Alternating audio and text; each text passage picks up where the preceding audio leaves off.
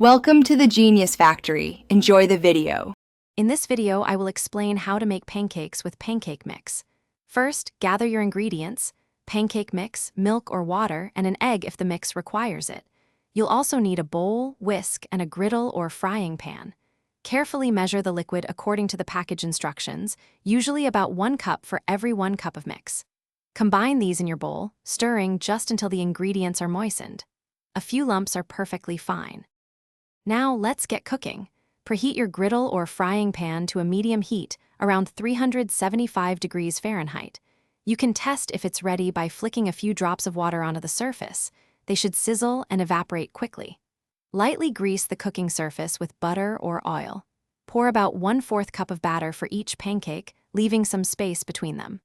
Cook for 2 to 3 minutes per side, or until golden brown. Knowing when to flip is key to fluffy pancakes. Watch for bubbles to appear on the surface of the batter. When these bubbles start to pop and the edges look set and slightly dry, it's time to flip. Use a thin spatula and flip quickly and confidently. Resist the urge to press down on the pancakes, as this can make them dense.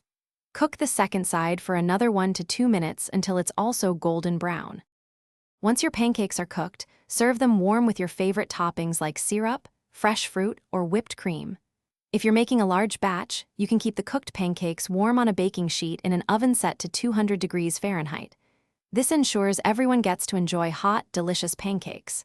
Remember, practice makes perfect, so don't worry if your first few aren't exactly restaurant quality. Also, for a fresh car scent and other great deals, check the description below for links. Enjoy your homemade pancakes.